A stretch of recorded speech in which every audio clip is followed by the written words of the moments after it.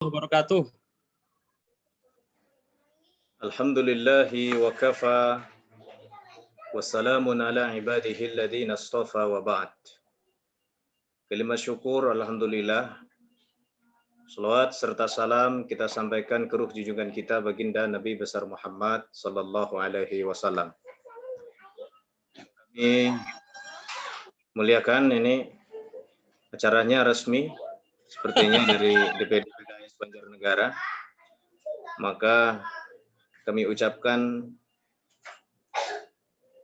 kami muliakan ini Ketua DPD PKS Banjarnegara beserta seluruh tim, beserta seluruh pengurus, para tokoh-tokoh politik DPD PKS Banjarnegara, para guru-guru kami tentu yang hadir pada kesempatan kali ini.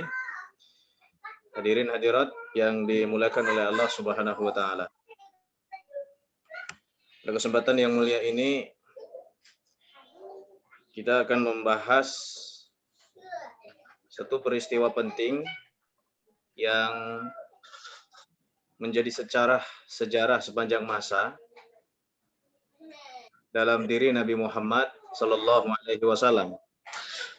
Karena pertemuan ini singkat, Ustaz Nurin ya. Iya, Ustaz. 15 menit ke depan mungkin, karena kami tidak diberitahu sampai jam 21, tapi biasanya 20 menit cukup lah, sisanya nanti Ustadz Nurin.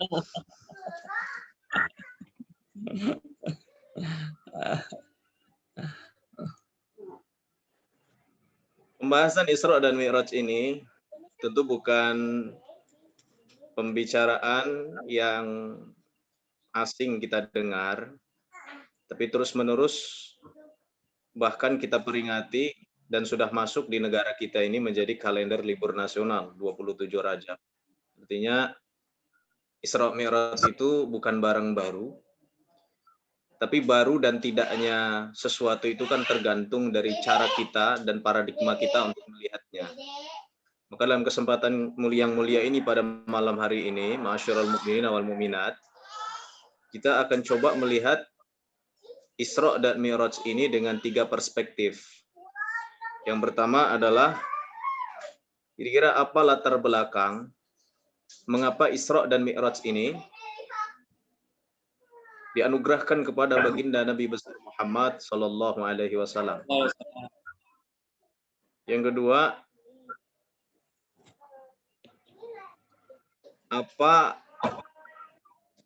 cerita yang terdapat di dalam Isra dan Mi'raj itu. Kemudian yang ketiga, wasiat apa sebetulnya yang dapat kita ambil dari pelaksanaan Isra dan Mi'raj. 3 tema inilah ma'asyiral mukminin yang akan kita bahas dalam kesempatan yang mulia ini. Yang pertama, apa latar belakang Rasul Shallallahu Alaihi Wasallam dianugerahi Isra dan Mi'raj? Tentu jika melihat latar belakang ini, kita perlu menelisiknya dari sisi historisnya atau sejarah proses perjalanan kenabian Rasul Shallallahu Alaihi Wasallam. Kalau kita lihat berdasarkan riwayat Imam Az-Zuhri, Isra dan Mi'raj ini terjadi 1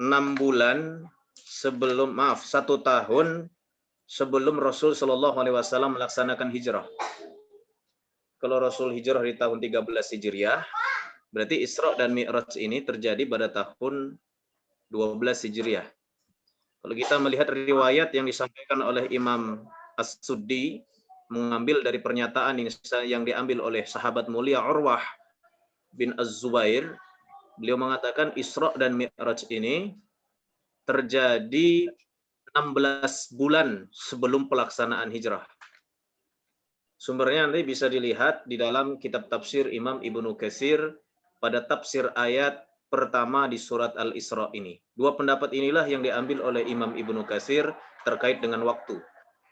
Tapi kalau kita lihat di media sosial, rata-rata menyebutkan dengan general saja bahwa Isra dan Mi'raj itu terjadi pada tahun 10 kenabian. Dilihat sumbernya nggak tahu dari mana itu. Maka sekarang perlu validasi untuk melihat rujukan-rujukan yang berkenaan dengan pelaksanaan Isra dan Mi'raj baginda Nabi besar Muhammad Shallallahu Alaihi Wasallam.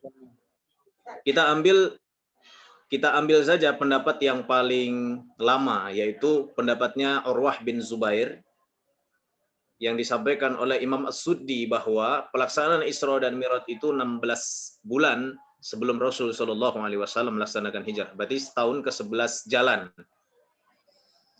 Apa yang terjadi? Sepanjang 11 tahun baginda Rasul Shallallahu Alaihi Wasallam melaksanakan dakwah, menyampaikan risalah Islam di kota Mekah. Tentu saja banyak sekali peristiwa-peristiwa besar yang terjadi pada Rasul Shallallahu Alaihi Wasallam.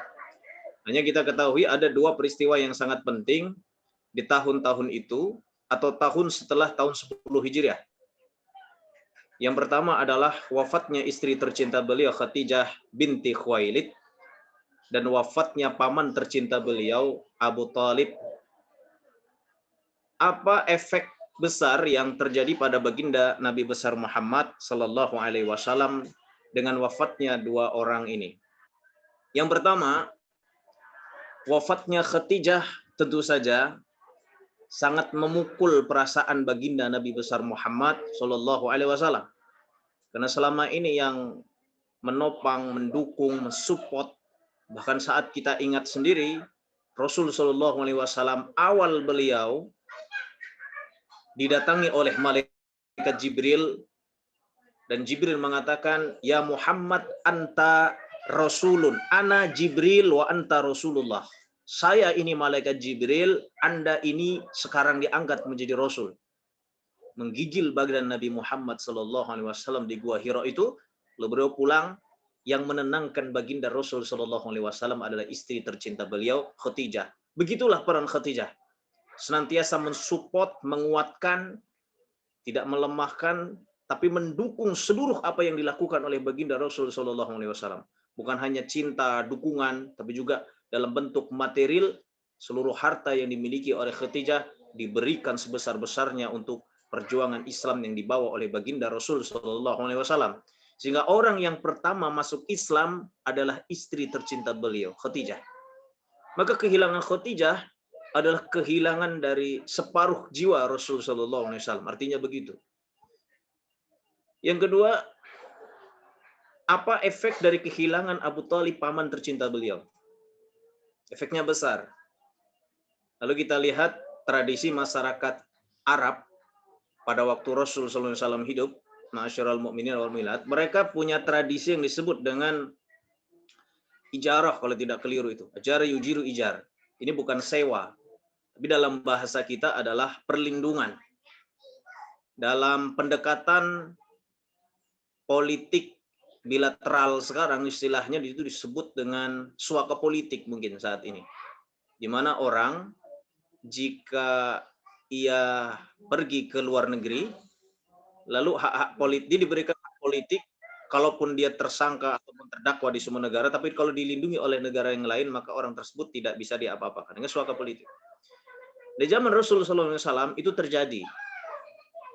Betapa pentingnya igar atau betapa pentingnya mendapatkan perlindungan secara politis dari tokoh-tokoh terkemuka pada masyarakat Mekah pada waktu itu. Jadi orang, misalkan Ustadz Nurin, sudah memberi jaminan keamanan, rekomendasi atas seseorang, maka orang itu tidak boleh diapa-apakan dan diganggu. Contoh, di masa Rasul Sallallahu Alaihi Wasallam ketika beliau selesai atau kembali dari Taif. Taif itu kan 100 km dari kota Mekah, ditempuh oleh Rasul.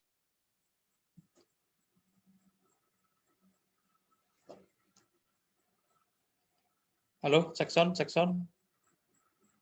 Rasulullah SAW pada waktu itu dengan jalan kaki, jalan luar biasa ini beliau. 100 kilo Ustaz Nurin. Ini dari mana ke mana nih? Kita mau coba ini, sepertinya enak. Napak tilas bagaimana letihnya baginda Rasul sallallahu alaihi wasallam.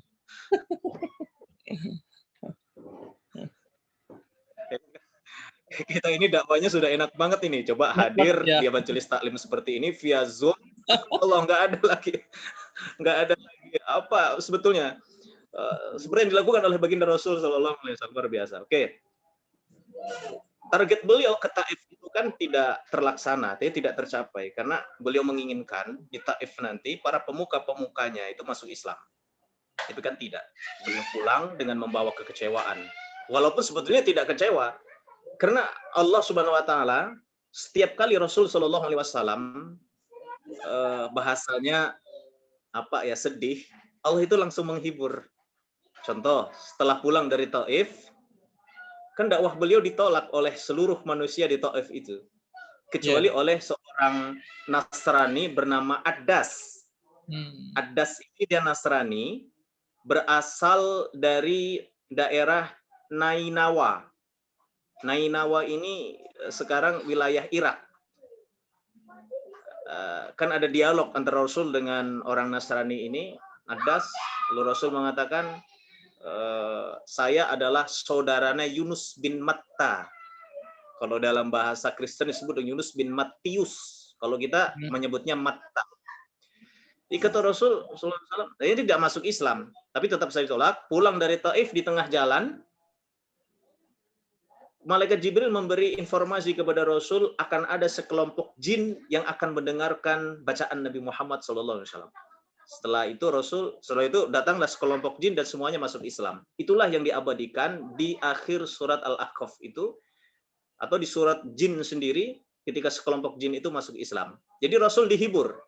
Dakwahnya tidak diterima oleh manusia, tapi justru pada bangsa yang lain, disebut bangsa jin, pada masuk Islam. Ini cerita sebetulnya. Pulang Rasul SAW ke Mekah, di Mekah, sebelum masuk, Zaid bin Harisah waktu itu mengingatkan Rasulullah, ya Rasulullah, bukankah kaummu yang telah mengusirmu dari kota Mekah, lalu engkau memilih Taif menjadi target dakwah berikutnya, lalu kenapa engkau kembali lagi ke Mekah?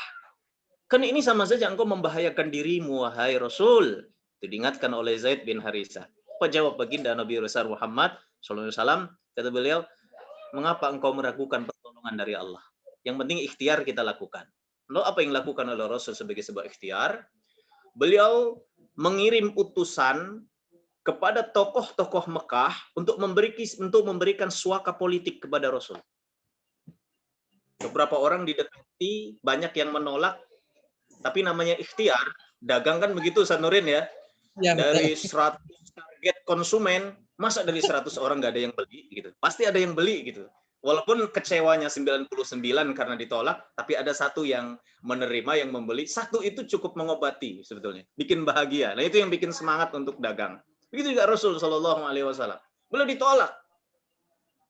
Tapi ada satu tokoh Quraisy pada waktu itu bernama Mut'im bin Adi Al-Makhzumi. Beliau mengatakan, wahai Muhammad, saya bersedia menjadi pelindung Anda. Oke, lalu kata Rasul, alhamdulillah, siap. Jadi gimana sekarang? Ayo, silakan berangkat. Saya akan antar. Jadi Rasul berangkat, diantar, didampingi, dilindungi oleh Mut'im bin Adi bersama seluruh pasukannya. Mantap itu. Masya Allah. Sampai tiba di Mekah, tawaf dengan enak di sekitar Ka'bah, lalu beliau pulang ke rumah. Mut'im kemudian berseru ke orang-orang Quraisy, "Hei orang Quraisy, saya adalah pelindung Muhammad. Masya Allah. Siapapun yang berani menyentuh dan menyakiti Muhammad berarti sama saja menyakiti dan menyentuhku. Dan Anda akan tahu sendiri apa yang akan terjadi." Wah, begitu itu. Nah, ini orang kafir, musyrik lagi, tidak Islam. Lalu karena Mut'im bin Adi ini terkenal sebagai penguasa gunung pada waktu itu, orang-orang Makkah mikir-mikir ini kalau mau ngapa-ngapain. Sebenarnya jumlahnya tidak banyak.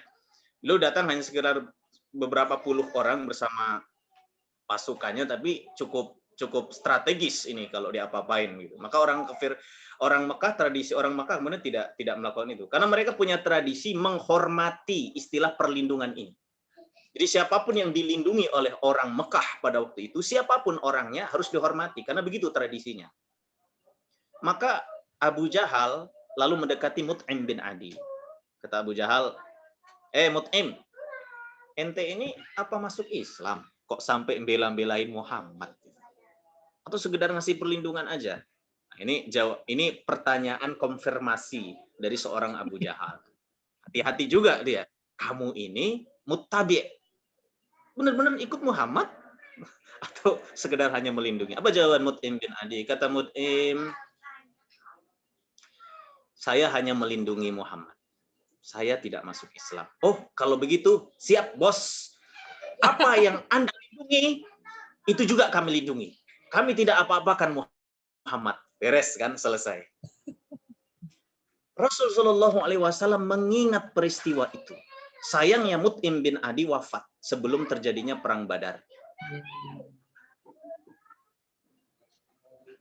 Perang Badar itu kan dimenangkan oleh pasukan kaum muslimin. Sehingga ada beberapa tawanan orang Quraisy yang ditawan oleh kaum muslimin pada waktu itu.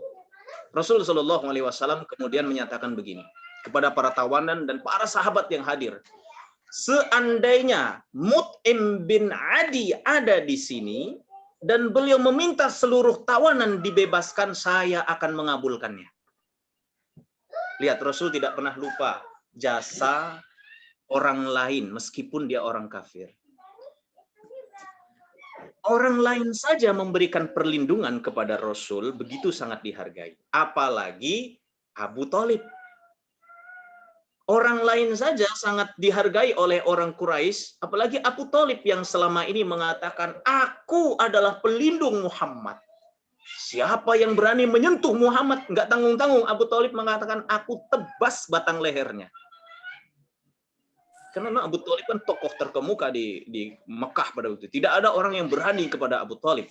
Karena Abu Thalib dia punya bapak namanya Abdul Muthalib, yang sangat tokoh, yang sangat karismatik, kakek Nabi Muhammad SAW pada waktu itu. Maka meninggalnya Abu Thalib bisa kita rasakan luar biasa dampaknya kepada dakwah baginda Nabi besar Muhammad SAW. Maka sepeninggal Abu Thalib, beliau kan langsung ke Taif beberapa waktu kemudian. Pulang kembali ke Mekah, tidak lagi Abu Thalib, tapi ada Mut'im bin Adi. Maka kehilangan dua orang penting pada diri baginda Nabi besar Muhammad SAW. Sekali lagi tadi, setiap Rasul bersedih pasti dihibur oleh Allah. Dalam bahasa yang lain disebut dengan tasliyah. Mungkin begini juga para ulama, para salafun soleh, para wali-wali Allah, para kekasih-kekasih Allah, orang-orang soleh di dunia ini, barangkali memang begitu tradisinya. Kalau mereka bersedih, langsung dihibur oleh Allah. Ini kan membuat Rasul sedih. Maka hiburannya tidak tanggung-tanggung. Kalau Ustadz Nurin mungkin lagi bersedih, jalan-jalannya kemana Ustadz Nurin? Kebun. Kebun sekarang. Ada istilah sekarang mancing. Wah, banyak pokoknya lah. Kalau Rasul jalan-jalannya nggak nanggung. Langsung ke langit jalannya. Kayaknya belum ada orang refreshing, diberikan tasliyah, hiburan, seperti yang dialami oleh baginda Nabi besar Muhammad Sallallahu Alaihi Wasallam. Kalau kita baca puluhan hadis-hadis terkait dengan Isra dan Mi'raj, semua hadis menceritakan bahwa Isra dan Mi'raj itu terjadi dengan tiba-tiba, tidak direncanakan. Masya Allah. Jadi Rasul tidak tahu tiba-tiba. Bahkan ada satu riwayat dalam hadis Imam Al-Bukhari, Rasul sedang santai di Masjidil Haram, tiba-tiba didekati oleh malaikat, dibersihkan beliau dengan air zam-zam, luar dan dalam, lalu langsung dibawa ke langit. Ada riwayat yang lain, pokoknya mendadak sifatnya. Bukankah yang mendadak-mendadak seperti ini sebetulnya manis ya Ustaz Nurin ya? Masya Allah. Kita ngasih hadiah ke istri, tapi kita bilang, nih seminggu lagi saya akan, kita makan di mana yuk? Itu menarik sih, ditunggu. Kalau nggak jadi PHP sakit ya. Tapi pun kalau jadi biasanya biasa saja. Tapi kalau tiba-tiba datang ke rumah, nih besok pagi siapin barang-barang ya. Kenapa Abi? Ini Abi udah beli tiket, insya Allah besok kita ke Mekah bareng. Nggak ada suasana beda itu langsung. Oh iya, gitu. Jadi Senang banget kalau jadi kalau bentuknya tiba-tiba, spontanitas,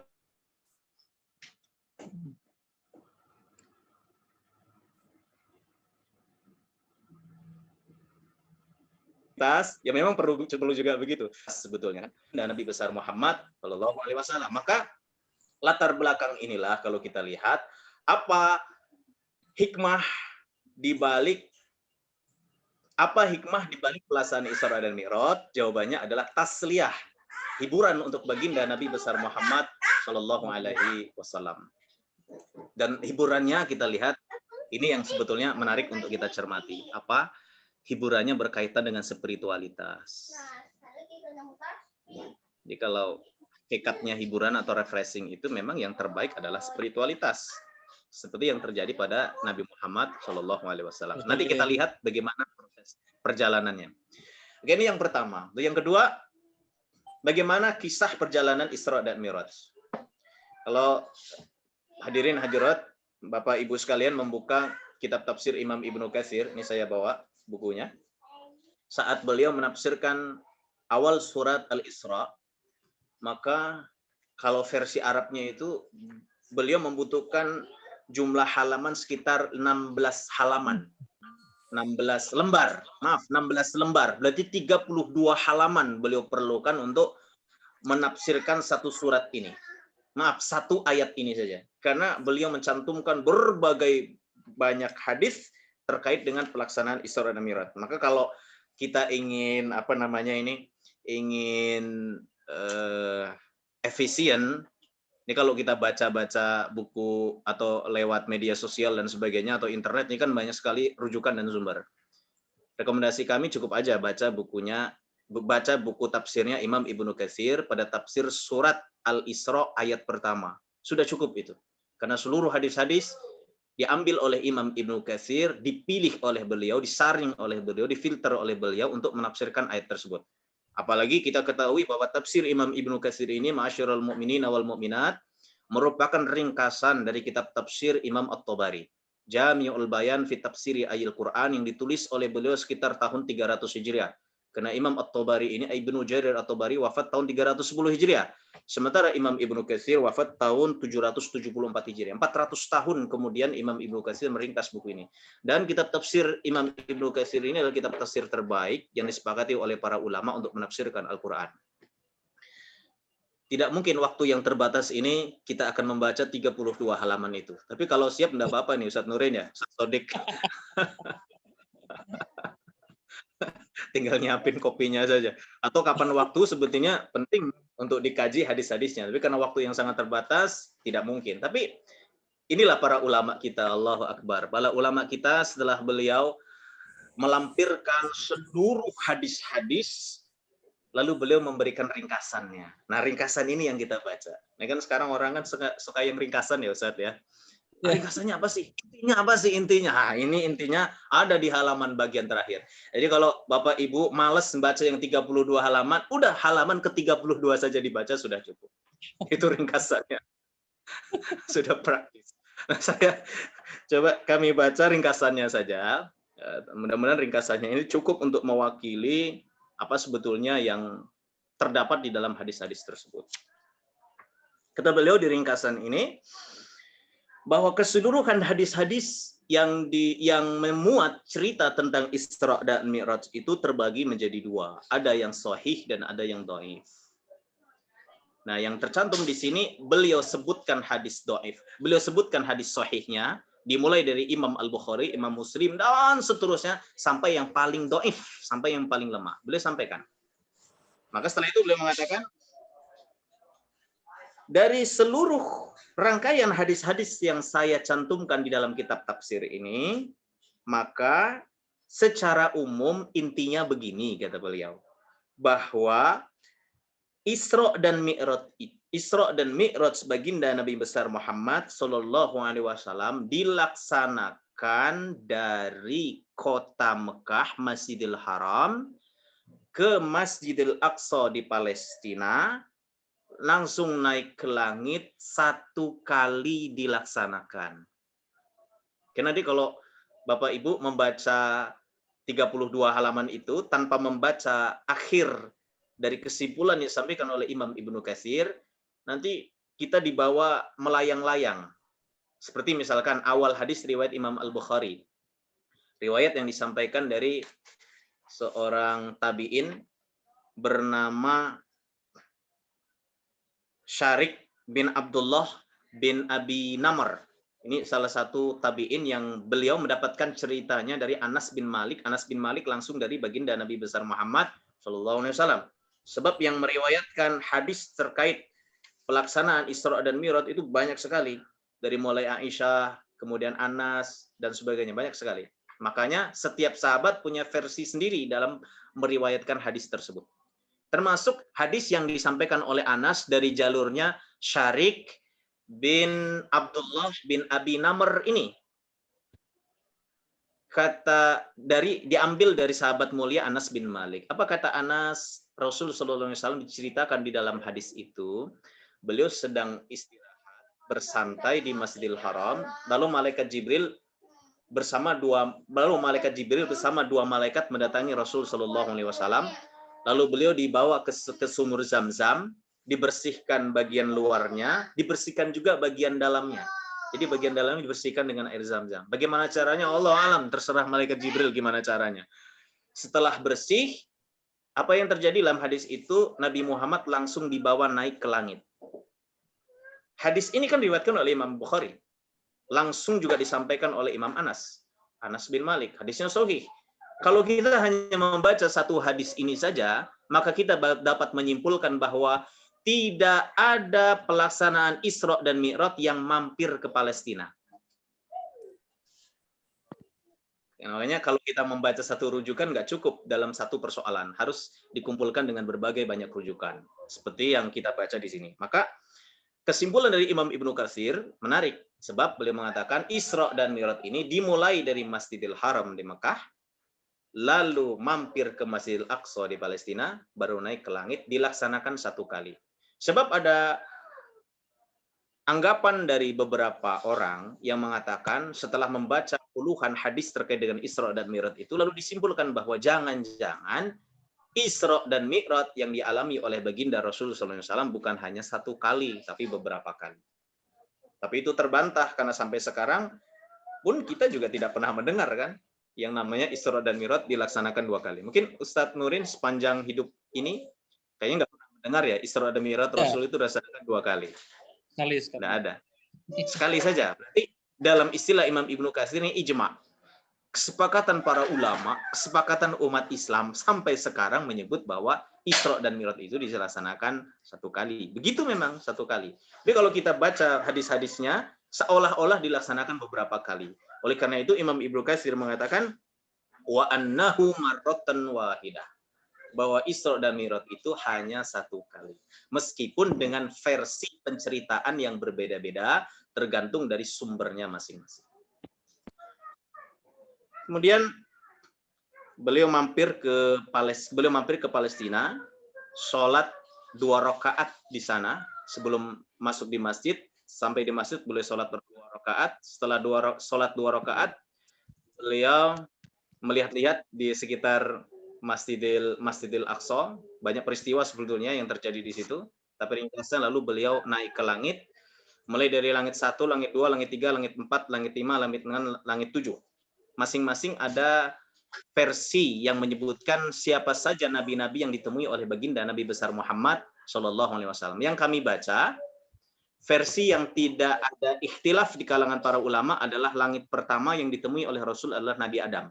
Tapi langit kedua sampai ke langit ketujuh itu ada versi yang banyak para ulama, maksudnya dari hadis itu berbeda-beda. Langit pertama yang ditemui oleh Rasul adalah Nabi Adam. Langit kedua beberapa versi menyebutkan yang beliau temui adalah Nabi Isa dan Nabi Yahya. Di langit yang ketiga Nabi Yusuf, di langit yang keempat Nabi Idris, di langit yang kelima Harun, di langit yang keenam Nabi Musa, di langit yang ketujuh adalah Nabi Ibrahim alaihissalam. Maka nanti peristiwanya setelah beliau sampai di langit ketujuh, beliau naik ke atas. Karena setelah langit ketujuh itu, ma'asyiral mu'minin, sudah tidak ada langit lagi. Yang ada adalah Baitul Ma'mur. Apa itu Baitul Ma'mur? Sama seperti Masjidil Haram gitu. Wilayah di mana ada Ka'bah di situ. Rasul ketika beliau sampai di langit ketujuh, beliau bertemu dengan Nabi Ibrahim. Apa yang dilakukan oleh Nabi Ibrahim pada waktu itu? Sedang bersandar di salah satu dinding Baitul Ma'mur. Karena di Baitul Ma'mur itu juga terjadi tawaf. sebagaimana tawaf yang sekarang dilakukan oleh umat Islam di Mekah. Tawafnya nggak berhenti-berhenti. Kalau kita tarik garis lurus ke atas, maka sama lurusnya dengan Baitul Ma'mur, dengan Ka'bah itu. Baitul Ma'mur di langit ketujuh juga tawaf, tapi yang tawaf bukan manusia, tapi malaikat. Dalam banyak hadis sahih disebutkan bahwa setiap hari di Baitul Ma'mur datang 70.000 malaikat yang tawaf di sana dan tidak kembali lagi. Kalau kita umroh, Ustadz Nurin, umroh datang memang lumayan ya jamaah dari Indonesia, tapi kan balik lagi ya. Iya. Kalau di Baitul Ma'mur nggak balik lagi, setiap hari 70.000. Lah Masya sekarang kita hitung. Sekarang kita hitung saja. Sampai nanti kiamat, berapa jumlah malaikat yang ada di Baitul Ma'mur? Ini baru malaikat yang tugasnya hanya tawaf di Baitul Ma'mur. Makanya kesimpulan para ulama ketika ditanya berapa jumlah malaikat, mereka rata-rata hanya menyebutkan tidak usah dihitung karena tidak akan terhitung. Cara menghitungnya sederhana saja untuk menjadi gambaran. Setiap hari ada 70.000 malaikat yang tawaf di Baitul Ma'mur dan tidak pernah kembali. 70.000 terus luar biasa. Rasul sampai di Baitul Ma'mur, lalu untuk naik ke atas sudah tidak bisa lagi kecuali malaikat Jibril. Tapi di sini ada riwayat berbeda antara yang naik apakah langsung malaikat Jibril bertemu dengan Allah, apa langsung Nabi Muhammad Sallallahu Alaihi Wasallam. Aisyah mengatakan yang langsung bertemu adalah malaikat Jibril, langsung disampaikan ke Rasul. Tapi ini banyak riwayat. Tapi di antara dua riwayat ini tetap saja dua-duanya baik. Intinya bahwa Nabi Muhammad SAW sebagaimana yang sudah kita ketahui, mendapatkan perintah dari Allah untuk melaksanakan sholat 50 rakaat. Lalu beliau turun ke bawah, ketemu Nabi Ibrahim aman. Tapi begitu masuk ke langit yang ke-6, ketemu Nabi Musa. Tapi kalau kita lihat riwayat Imam Al-Bukhari, dari jalurnya Anas bin Malik, dari tadi Syarik bin Abdillah bin Abi Namr, langit yang ke-7 itu Nabi Musa, bukan Nabi Ibrahim. Maka begitu beliau turun ke langit, yang pertama kali ditemui oleh Rasul adalah Nabi Musa. Tapi kalau riwayat yang lain, beliau melewati Nabi Ibrahim baru bertemu dengan Nabi Musa. Ayo pokok intinya ketemu sama Nabi Musa, gitu aja lah. Ketemu jadi dialog sampai beliau minta keringanan, akhirnya diringankan menjadi 10 waktu. Minta diringankan lagi menjadi 5 waktu. Beliau kemudian kata Nabi Musa, gimana? Gimana bro? Alhamdulillah dapat 5 waktu. Minta kurangin. Dulu umat saya, Bani Israel, mereka mendapatkan kewajiban lebih ringan dari sholat 5 waktu. Bahkan lebih ringan pun mereka nggak mau sholat. Apalagi umatmu nanti wahai Muhammad. Tubuh mereka lebih kecil kan gitu. Mereka lebih lemah, semuanya. Mereka akan nggak mau sholat nanti. Coba naik lagi ke atas. Apa kata Rasul? Bro, aku malu naik ke atas. Udah berulang kali minta dispensasi. Malu aku. Begitu jawaban Rasulullah SAW.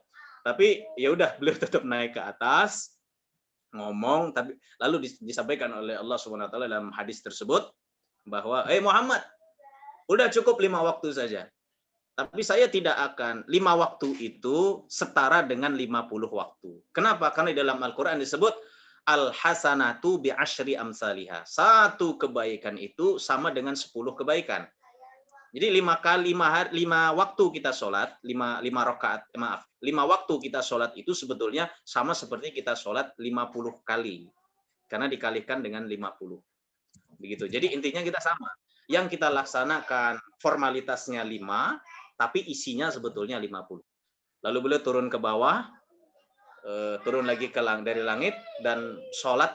Dan ada di sini juga ada beberapa riwayat. Ada 2 riwayat menyebutkan beliau langsung turun di Masjidil Haram. Tapi riwayat yang lebih kuat, Al-Ashah, beliau turun di Masjid Al-Aqsa.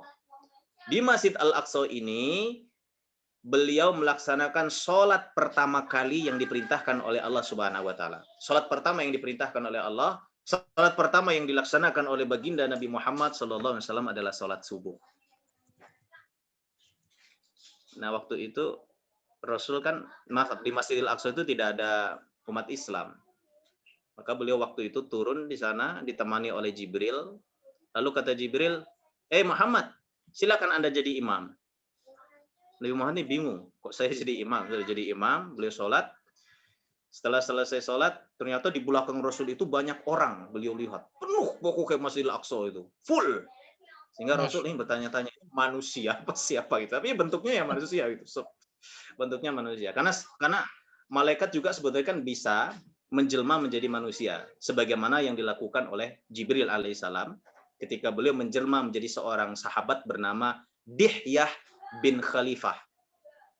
Rasul SAW setelah selesai sholat ngobrol dengan Jibril. Apa kata Jibril? Rasul, kamu tahu nggak tadi siapa yang sholat di belakang?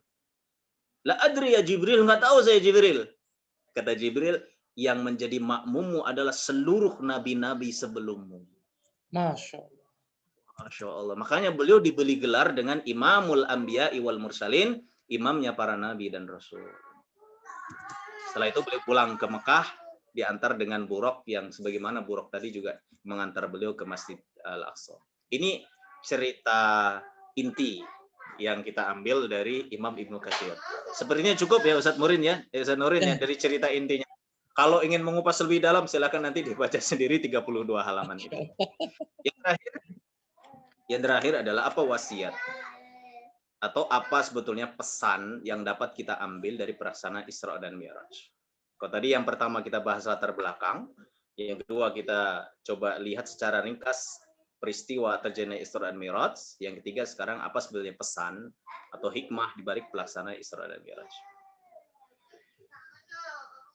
Untuk menjawab pertanyaan mengenai apakah pesan yang dapat kita ambil, lalu banyak para ulama, terutama para sejarawan Muslim, yang justru melemparkan pertanyaan balik. Kata mereka, mengapa Rasulullah harus diberangkatkan ke langit, mampir dulu ke Palestina? Kenapa tidak langsung dari Mekah, Ka'bah itu naik ke langit? Sebagaimana kalau kita lihat di dalam hadis Imam Al-Bukhari itu. Ini kan pertanyaan. Dan mudah bagi Allah untuk langsung memberangkatkan baginda Rasul dari Masjidil Haram, Ka'bah naik ke langit. Nggak perlu mampir ke Palestina. Maka dari pertanyaan itu muncullah jawaban. Muncul prediksi-prediksi dari para ulama. Tawakkuat namanya itu. Walaupun belum tentu benarnya. Tapi kan kita bisa ambil hikmah-hikmah dari para ulama-ulama kita itu. Kata mereka, di antara pesan yang ingin disampaikan dalam pelaksanaan Isra dan Mi'raj itu adalah bahwa di Palestina, bahwa Masjidil Aqsa itu miliknya umat Islam. Ada kewajiban bagi Rasul Shallallahu Alaihi Wasallam untuk mengambil kembali Masjidil Aqsa yang ada di Palestina. Kalau kita lihat peristiwa terjadinya Isra Mi'raj itu kan tahun 11 jalan atau 12 jalan di tahun kenabian itu. Dan posisi Masjidil Aqsa berada di bawah kekuasaan Romawi. Pada waktu itu kaisarnya kalau tidak salah Heraklus namanya itu. Berarti orang-orang Nasrani semua yang ada di sana. Rasul Shallallahu Alaihi Wasallam pada waktu itu faham bahwa Palestina itu adalah mi'dan, bumi para nabi. Kalau kita hitung itu ada sekitar berapa ya? Ada banyak sekali nabi dan rasul yang diutus dan berasal dari Palestina. Kalau dari Mekah sendiri, dari Jazirah Arab itu hanya baginda Nabi besar Muhammad Shallallahu Alaihi Wasallam. Jadi maka disebut dengan Ardul Anbiya. Palestina itu disebut dengan buminya para nabi.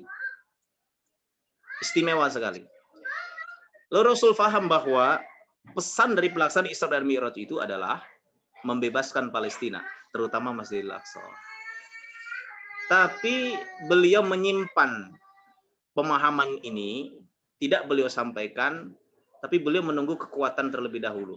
Karena waktu itu beliau masih berada di Mekah, beliau tidak mungkin datang ke Palestina untuk membebaskan Palestina, tidak mungkin. Maka baru terrealisir sebelum beliau wafat. Lihat ini. Kejadiannya tahun 12 Hijriah, tahun 12 kenabian, kemudian baru terrealisir tahun 11 Hijriah. Berarti butuh 12 tahun untuk merealisasikan hal itu. Sebelum beliau wafat, sebagaimana yang kita tahu dalam sejarah, beliau mengirim pasukan sekitar berapa? 3.000 yang dipimpin oleh Usamah bin Zaid. Kenapa Usamah bin Zaid? Karena Usama bin Zaid ini anaknya Zaid bin Harithah, putra angkat Nabi Muhammad Shallallahu Alaihi Wasallam. Zaid itu sangat dicintai oleh Rasul. Sehingga pernah ada suatu pertanyaan, ya Rasul, siapa orang yang kau cintai? Kata Rasul, Zaid. Zaid itu kulitnya hitam, rambutnya keriting. Kalau dilihat secara fisik nggak ada gantengnya, Ustaz Nurin. Tapi Rasul tidak melihat fisiknya. Nggak tahu kenapa Rasul sangat cinta kepada Zaid. Saking cintanya Rasul kepada Zaid, sampai anaknya Zaid pun beliau sangat sayangi. Usamah pada waktu itu kan masih sangat belia sekali ketika memimpin pasukan kaum muslimin untuk berangkat ke Palestina itu. Bahkan di situ ada Umar, ada Khalid bin Walid, ada Uqbah bin Nafi, ada Ubaidah bin Jarrah, ada Amr bin As, para sahabat yang beken-beken, yang keren-keren, tapi tidak ditunjuk oleh Rasul. Yang Rasul tunjuk adalah Usamah bin Zaid. Kenapa? Para sejarawan kemudian menyebut bahwa di antara yang perlu kita kembangkan, yang terus perlu kita bangun adalah spirit kepemudaan untuk membebaskan Palestina. Perlu anak-anak muda ini yang perlu kita kobarkan spirit perjuangannya. Kalau yang udah tua-tua, Ustaz Nurin masih muda apa tua ini? Mudah. Kalau ukurannya Usama itu sekitar 17 tahun. Riwayat mengatakan usia 21 tahun. Berarti 20-an tahun. Kalau di sini kayaknya pada lewat semua deh. Maksudnya adalah pentingnya bagi kita generasi yang sudah usia 30 ke atas, 40, 50, menanamkan spirit perjuangan Palestina kepada anak-anak muda. Masya Allah. Walaupun pasukan yang dibawa oleh Rasul Shallallahu Alaihi Wasallam, yang diutus oleh Rasul, Usama bin Zaid itu kan tidak sampai ke Syam, tidak sampai ke Palestina, hanya sampai di Syam, tapi cukup memberikan sinyalemen yang menakutkan bagi kekaisaran Romawi pada waktu itu. Bahasa kita sekarang kulo nuwun gitu. Romawi, kita teka aku ya, engko sedela maning jenengan tekusir. Siap-siap ya. Maka tidak terjadi perang. Usamah juga tidak perang, semua tidak perang. Kungkulan untok meden-medeni kalau kita sekarang itu. Apa isinya kalau sekarang? Pamer kekuatan. Beliau pulang kembali. Abu Bakar faham ini. Maka ketika para sahabat mengatakan, Abu Bakar, tolong pulangkan pasukannya Usama bin Zaid. Karena Madinah tidak ada pasukan. Kata Abu Bakar, saya tidak akan pernah mengembalikan pasukan yang sudah dikirim oleh Rasul sampai misi itu selesai. Misinya bukan ke Palestina, misinya membuka jalan untuk penaklukan Palestina. Dan itu terrealisir. Usama bin Zaid pulang, lalu Khalifah Abu Bakar wafat, dan walaupun Abu Bakar tidak mengatakan pesan ini, Rasul juga tidak mengatakan, tapi difahami oleh seluruh sahabat. Umar juga faham. Oh, maksudnya Rasul ada membebaskan Palestina. Maka Palestina berhasil dibebaskan di tahun ke-15 Hijriah di masa kekhalifahan Umar bin Khattab. Saking bahagianya Umar mendengar bahwa kunci Masjidil Aqsa berhasil diambil dari pasukan Romawi, beliau jalan kaki dari Madinah ke Baitul Maqdis Al-Aqsa. Ini boleh juga Ustaz Nurin ya, kita jalan kaki ya.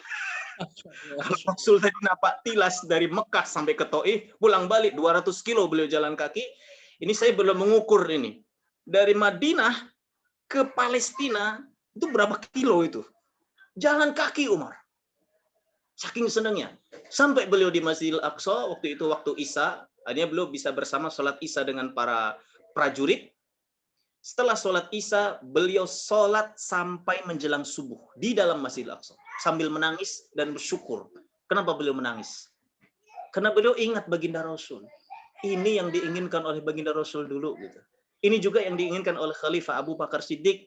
Tapi yang dapat sangkurnya, yang dapat anugerahnya adalah Umar bin Khattab radhiyallahu anhu. Maka ma'asyiral mu'minin wal mu'minat, kalau ditanya apa sebetulnya pesan Isra dan Mi'raj, pesan Isra dan Mi'raj adalah melaksanakan upaya kita untuk tetap meneruskan perjuangan saudara-saudara kita, membantu mereka untuk memerdekakan Palestina. Sebagai penutup, Ifafillah yang Allah muliakan, Palestina itu pasti akan merdeka. Dan Yahudi Israel itu pasti akan binasa. Sebagaimana yang kita fahami dalam hadis yang disampaikan oleh baginda Nabi besar Muhammad Shallallahu Alaihi Wasallam. Momentumnya itu pasti datang. Cuman kita tidak tahu kapan itu terjadi. Karena memang dirahasiakan oleh Allah. Yang Allah inginkan adalah seberapa besar kontribusi kita untuk membantu saudara-saudara kita dalam proses membebaskan itu. Itu yang dia akan dicatat oleh Allah Subhanahu wa taala. Maka kalau kita ada seorang muslim yang abai terhadap Palestina, Palestina itu persoalan akidah. Bukan hanya persoalan akidah, Palestina itu adalah wasiat baginda Nabi besar Muhammad sallallahu alaihi wasallam. Bisa jadi nanti saat kita kembali ke akhirat, di alam hisab nanti kita ditanya oleh Allah.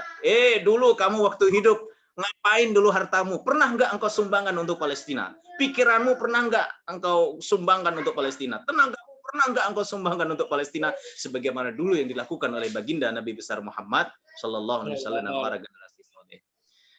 3 ini saja mungkin Ustadz Sodik yang bisa kami sampaikan dalam kesempatan kali ini. Jam 9 kurang 5. Mohon maaf karena terlalu panjang. Billahi taufiq wal hidayah. Wassalamualaikum warahmatullahi wabarakatuh. Waalaikumsalam. Waalaikumsalam warahmatullahi wabarakatuh.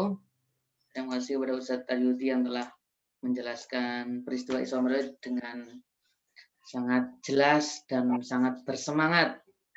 Masya Allah. Dengan ciri khas beliau ya. Jadi kalau kita highlight, beliau tadi mengambil tiga perspektif terkait dengan peristiwa Isra Mi'raj. Yang pertama adalah latar belakang, yaitu di mana peristiwa ini ditujukan untuk memberikan hiburan kepada Rasulullah SAW yang pada waktu itu mengalami kesedihan ketika yang dicintainya. Kemudian yang kedua dari peristiwa yang terjadi ketika Isra Mi'raj, yaitu Rasulullah bertemu dengan para nabi di tiap tingkatan langitnya dari 1 sampai ke 7 dan kemudian sholat dan menjadi imam bagi para nabi. Dan yang ketiga nih yang paling penting ini yang perlu kita garis bawahi dan menjadi prinsip hidup kita ya, yaitu tentang pesan dan hikmah. Itu pertama, Masjidil Aqsa adalah milik umat Islam dan wajib diambil kembali kemampuan umat Islam. Dan pelaku pembebasan Al-Aqsa adalah identik dengan pemuda ini, di anak-anak muda yang bergabung pada malam hari ini. Mungkin antum semuanya lah yang menjadi pembebas Al-Aqsa sesuai dengan kapasitasnya masing-masing. Karena tadi disampaikan oleh Ustaz Taryudi, Palestina pasti akan dibebaskan. Nah, yang penting adalah kontribusi apa yang telah kita berikan, apakah dengan doa atau dengan dana atau dengan menyebarkan isu-isu tentang Al-Aqsa. Begitu yang bisa kami highlight. Kemudian sepertinya sudah ada pertanyaan. Wah, ini challenge buat Ustadz Nurin ini. Ustadz Nurin dari sini ke Bumi Ayu sekitar 100 km. Ini Terus jalan kaki. Ini bisa merasakan apa yang dirasakan oleh Rasulullah jalan kaki dari Mekah ke Taif. Siap. Nggak usah disotik. Baik, Bapak Ibu yang kalau ada yang mau ditanyakan bisa langsung menyalakan. Oh iya. Ahmad, monggo. Bertanya, Pak Ahmad. Ya baik. Baik, bismillahirrahmanirrahim. Assalamualaikum warahmatullahi wabarakatuh. Waalaikumsalam warahmatullahi wabarakatuh. Baik, apa kabar Ustadz Taryudi, sehat? Sehat, Pak Rahmat. Gimana bisnisnya lancar? Alhamdulillah, Ustadz. Masih berjalan, alhamdulillah. Ya. Oke, Ustadz, apa nih mau ada pertanyaan sedikit. Saya pernah baca kisah tadi yang tentang Isra Mi'raj ini, ada yang menyampaikan kisahnya itu tentang ketika Nabi Muhammad tiba di Palestina, kemudian menempatkan buruknya di tempat tambatan para nabi sebelumnya, dan kemudian dia ditampakkan, diperlihatkan gitu ya, arwah para nabi gitu Ustaz ya, sekitar 124.000 para nabi. Nah, kemudian beliau memimpin sholat di situ, Ustaz. Nah, jadi tadi Ustaz menyampaikan bahwa pertama kali Rasul memimpin sholat itu setelah turun dari langit ya, Ustaz ya. Tadi saya dengar. Sementara ini ada yang mengisahkan sholatnya itu sebelum naik malah gitu. Ini mungkin mohon penjelasannya, apakah ada perselisihan pandangan atau kisah tadi itu, Ustaz. Terima kasih. Assalamualaikum warahmatullahi wabarakatuh. Waalaikumsalam. Waalaikumsalam warahmatullahi Allah wabarakatuh. wabarakatuh. Langsung apa, Pak Sodik? Ya langsung Baik. aja. Ustaz. Langsung. Memang banyak riwayat kalau kita baca, maka kalau kita membaca hanya satu riwayat, memang akan cukup menarik. Memang akhirnya dari seluruh riwayat-riwayat itu bisa kita lihat bahwa Rasul memang sholat di Masjidil Aqsa. Tapi sholat yang dilaksanakan oleh Rasul pada waktu itu, namanya sholatnya adalah sholat tahiyatul masjid. Kan itu dilaksanakan di malam hari. Tidak ada kewajiban sholat di malam hari. Sholat pada waktu itu kan hanya 2 waktu kan, pagi dan sore kalau tidak keliru itu. Maka dengan begitu terbantahkan sebetulnya bahwa nggak mungkin Rasul sholat Isya, sholat Isya aja belum ada, dan itu waktunya kan malam. Maka dari semua riwayat-riwayat hadis itu, sholat yang dimaksud adalah sholat tahiyatul masjid. Tapi yang menjadi pertanyaan, masa Rasul sholat tahiyatul masjid berjamaah? Makanya nanti kita lihat kedudukan hadisnya dan sebagainya. Tapi dari kesimpulan hadis tersebut bahwa Rasul memang melaksanakan sholat di Masjidil Aqsa sebelum beliau naik ke langit. Bahkan nanti banyak peristiwa di Masjidil Aqsa itu. Misalkan sebelum beliau naik ke langit, Rasul disodori oleh malaikat Jibril dengan 3 minuman kan. Ada yang mengatakan 2 minuman, air susu, air arak, dan air putih. Walaupun riwayat mengatakan ada air susu dan air putih. Beliau memilih air susu. Kata Jibril, pilihanmu tepat ya Rasul. Gitu. Atau di saat itu juga Rasulullah SAW juga ada yang memberi salam kepada Rasul. Siapa itu yang memberi salam? Bidadari yang sangat cantik. Nah, itu juga ada itu di bawah. Sampai diceritakan di situ, ini bidadarinya tidak pernah mati. Nukku, mereka senantiasa suci dan sebagainya. Termasuk tadi diperlihatkan arwah-arwah para nabi sebelumnya. Pokoknya banyak hal-hal yang menarik terkait dengan pelaksanaan Isra Mi'raj ketika Rasul SAW sebelum beliau naik ke atas langit itu. Mungkin itu yang bisa disampaikan Pak Rahmat dari beberapa hadis yang kita bisa ambil. Rujukannya dari Imam Ibnu Katsir saja, karena beliau mengutip berbagai banyak hadis terkait dengan pelaksanaan Isra dan Bisa, Pak Turun. Terima kasih. Monggo kalau ada yang mau ditanyakan lagi dari Bapak Ibu sekalian, masih ada satu pertanyaan. Kita lihat yang ingin menambah pertanyaan. Oh, Pak Edi Belambangan, monggo Pak Edi. Silakan. Langsung ya. Assalamualaikum Ustaz Taryudi. Waalaikumsalam. Pak Edi. Saya sekali bisa ikuti kajian Ustaz Taryudi. Luar biasa memang kajian Ustaz Taryudi ini ya. Kalau istilah sekarang itu yang disampaikan daging semua gitu. Ada Daging. Mohon maaf ini mungkin sedikit melenceng dari tema pada malam hari ini. Cuma tadi sempat disebutkan, jadi saya tertarik ini kaitannya dengan dari bukan tafsir Ibnu Katsir. Saya juga sebenarnya ingin memiliki Ustaz. Mohon masukannya karena di Facebook itu banyak iklan ringkasan gitu ya, ringkasan tafsir Ibnu Katsir. Mohon masukannya Ustaz. Apakah direkomendasikan atau bagaimana Ustaz? Soalnya saya ingin sedikit-sedikit mempelajari tentang tafsir itu Ustaz. Mohon masukannya. Afan ya agak melenceng. Assalamualaikum warahmatullahi wabarakatuh.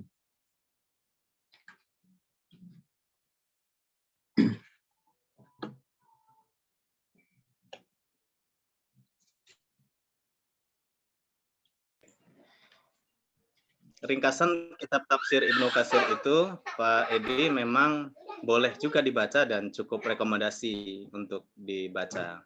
Ini juga kita memahami orang-orang modern seperti kita ini sudah sibuk oleh pekerjaan, sibuk ngurus umat, keluarga, dan yang lain. Jadi sepertinya tidak punya waktu untuk membaca. Sebenarnya Imam Ibnu Katsir pun sudah meringkas buku aslinya yang ditulis oleh Imam At-Tabari itu kan 30 jilid sebetulnya. Karena beliau ulama yang pertama kali menafsirkan Al-Quran secara tahlili, yaitu metode analisis dari surat Al-Fatihah sampai surat An-Nas. ada 30 jilid atau 24 jilid. Tebal itu. Makanya kita kalau lihat buku tebal itu bukan pingin baca ya, Pak Edi. Tapi mengagumi, kandele kayak gitu. Makanya dulu di Mesir kami punya tradisi untuk mengejek teman-teman. Kalau mereka pulang dari toko buku. Arep ngoleksi kitab apa arep membaca kitab? Karena kalau kita masuk ke kamar itu, buku itu ada punya teman itu, satu kamar, satu rumah, isinya buku semuanya. Tapi pas kita tanya buku mana yang sudah dibaca, jawabannya, engkau bayang harus balik meng Indonesia tak baca. Dia tidak tahu setelah pulang ke Indonesia nggak akan sempat baca lagi. Jadi nanti semacam jadi koleksi saja. Ini juga sama itu. Maka Imam Ibnu Katsir memahami karena waktu kita yang sangat terbatas, maka bukunya Imam At-Tabari itu diringkas menjadi 4 jilid saja oleh Imam Ibnu Katsir. Yang 4 jilid ini pun sekarang saya nggak tahu apakah ada yang sudah mau membaca yang 4 jilid. Satu jilidnya saja ini luar biasa nih tebalnya. Ya, nggak tebal sih, hanya sekitar 740 740 halaman yang kami pegang. Ini ada 4 jilid. Di 7 kali 4, lumayan ya halamannya. Ini sudah ringkasan. Jadi diambil saripatinya oleh Imam Ibnu Katsir yang paling penting dan menurut beliau sudah tidak bisa diringkas lagi kecuali yang 4 jilid ini. Tapi meskipun begitu ternyata ya masih kurang juga. Apakah ringkasan yang sekarang mencukupi? Iya, enggak apa-apa juga ringkasan yang sekarang. Insya Allah pas. Hanya rekomendasi kami kalau ingin mantap ya yang Imam Ibnu Katsir saja. Tapi membahas kitab tafsir Imam Ibnu Katsir memang kalau terjemahan umumnya ini bikin bosen. Karena bahasa penerjemahan kitab-kitab klasik itu sulit sekali. Hingga rata-rata teman-teman yang beli terjemahan mereka mengeluh. Ustaz, bosen baca selembar, bosen. Karena memang pendekatan yang dilakukan terhadap kitab-kitab klasik seperti kitab tafsir Ibnu Katsir ini umumnya sebetulnya selain dibaca juga dipelajari. Maka di pondok-pondok pesantren kita itu umumnya yang jadikan rujukan adalah kitab tafsir Ibnu Katsir. Biasanya nanti nyantri di pesantren tertentu bisa tamat membaca kitab tafsir dengan gurunya misalkan 1 tahun gitu. Karena memang membaca kitab tafsir Ibnu Katsir ini tidak sekedar hanya membaca saja, ada disiplin ilmu tafsirnya, ada disiplin ilmu sejarahnya, disiplin ilmu hadisnya, disiplin ilmu fikih, perbandingan mazhab dan yang lain. Kadang-kadang kalau membaca sendiri itu tidak paham, maka perlu guru sebetulnya. Tapi kalau ingin ringkas ya ringkasannya juga tidak apa-apa, Pak, untuk membaca. Sekedar kecuali nanti ketika membaca ada persoalan-persoalan di dalamnya tinggal dicatat dan dikomunikasikan kepada orang-orang yang memahami tafsir tersebut. Mungkin itu Pak Edi yang bisa kami sampaikan. Oke, Ustaz. Baik, terima kasih atas penanya dari Pak Rahmat dan Pak Edi. Semoga juga bisa menambah wawasan untuk Bapak Ibu yang lain. Ini ada komentar dari Pak Heru. Ini bagus, jarang orang isi Isra Mi'raj mengangkat pembebasan Al-Quds. Ini dari komentar dari Pak Heru Santosa. Jarang orang isi Isra Mi'raj mengangkat pembebasan Al-Quds. Baik, saya kira cukup, pertanyaannya cukup 2 saja untuk malam hari ini karena sesuai dengan jadwal kita akan selesai jam 9. Terima kasih sekali lagi, terima kasih kepada Ustaz Tajudian telah membagikan wawasan yang luar biasa, menyampaikan hasanah-hasanah yang lain daripada yang lain pada malam hari ini. Baik Bapak Ibu sekalian, marilah kita. Iya, gimana Pak? Ya. Ada pengumuman? Kami matur nuwun Ustaz Taryudi sudah mengurangi waktu untuk keluarga. Masya Allah, luar biasa malam hari ini. Matur nuwun sekali sudah menyempatkan waktu, mengurangi waktu keluarga. Suatu kehormatan saged bersama dengan para orang-orang soleh dan orang hebat di grup ini. Matur nuwun nih saged silaturahim kami. Matur nuwun sama-sama Ustaz.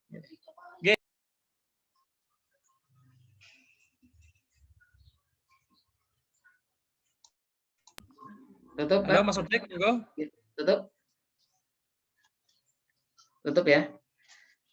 Baik Bapak Ibu sekalian, insya Allah Sabtu depan kita masih akan diperjumpaan kembali dalam ngaji bareng yang akan membahas tentang seputar persiapan Ramadan bersama Ustadz Afid insyaallah. Silakan dipantengin terus link-link Zoom-nya dari Bapak Ibu yang mengabari, dipantau terus, minta link terus, mana linknya seperti itu. Dan juga setelah kita dapat informasi ini terus disebar ke teman-teman kita, teman SD, SMP, SMA, sampai bosan itu. Kalau perlu sampai diblokir, sampai akun kontak kita diblokir. Selama belum diblokir, kita kabari terus, share terus, karena kita bagian dari ibadah juga, memberikan informasi yang bermanfaat kepada saudara-saudara kita. Baik Bapak Ibu, marilah kita tutup ngaji bareng malam ini dengan bacaan hamdalah dan doa kafaratul majelis. Alhamdulillahirrahmanirrahim. Baik, dari saya selaku membawa acara, apabila ada salah kata atau ada hilaf, mohon maaf yang sebesar-besarnya. Saya wassalamualaikum warahmatullahi wabarakatuh. Waalaikumsalam warahmatullahi wabarakatuh. Orang Rumayin, Pak Tadik, Pak Nurin, dan para ikhwas sekalian. Assalamualaikum warahmatullahi wabarakatuh. Waalaikumsalam warahmatullahi wabarakatuh. Selamat.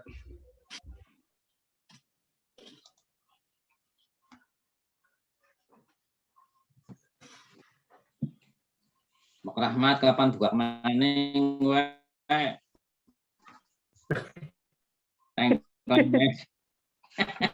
Mas Sodik, waktunya nanti di-upload di channel YouTube. Baru di Japri, Ya. Kang Rahmat. Minta ini Pak, ini butuh konfirmasi Pak. Ya, oke. PO Amin 2, Pak. PO orangnya dadakan, besok mau ke Banjarnya. Dibuka lagi coba Mas Sodik. Ya. Bagi Bapak Ibu yang tadi mungkin terlambat, insya Allah akan kita upload ulang di YouTube. Jadi nanti bisa mengulang kembali nonton di YouTube. Kalau tadi ada yang miss, ada yang terlewat. Terima kasih kepada tokoh-tokoh pemuda Kalorib, ada Mas Gus Ahmad dan Gus Miftahul Fitroh. Semoga istiqomah. Amin. Lagi. Coba, ini hilang tadi konfirmasinya. Diulang lagi. Oke.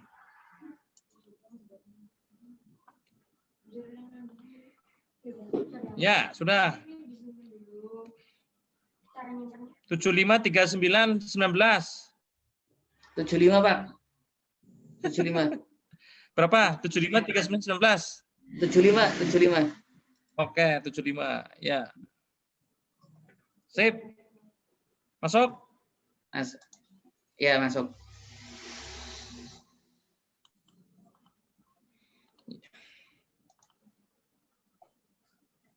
Ya, untuk materi teori nasib saya upload di kolom chat ya. Silakan dibuka. Teori nasib. Siap.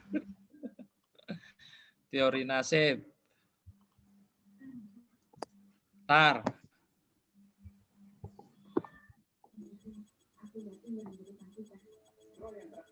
Belum nge-upload, Pak. Ya emang belum. Oh, belum. Ini proses mengirim teori nasib. Pak Asep, background-nya begini, teman Pak ya Pak. Background kepriwe Pak Asep nih.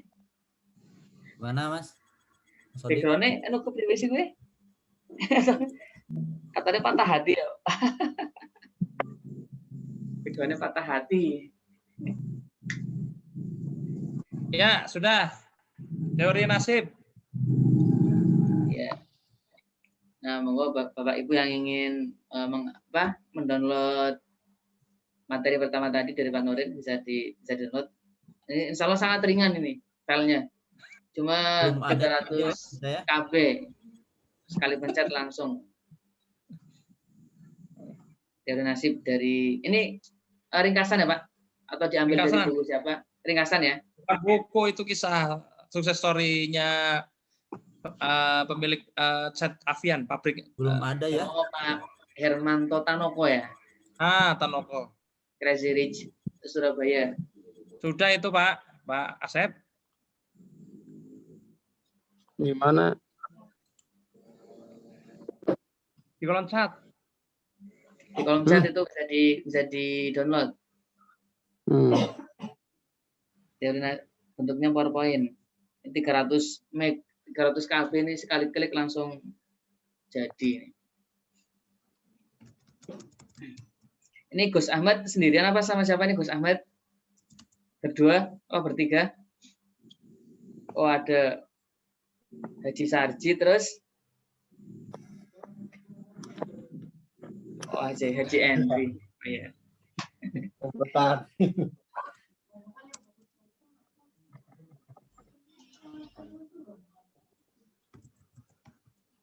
Kamu sudah selesai ya? Baik Bapak Ibu sekalian. Iya, sama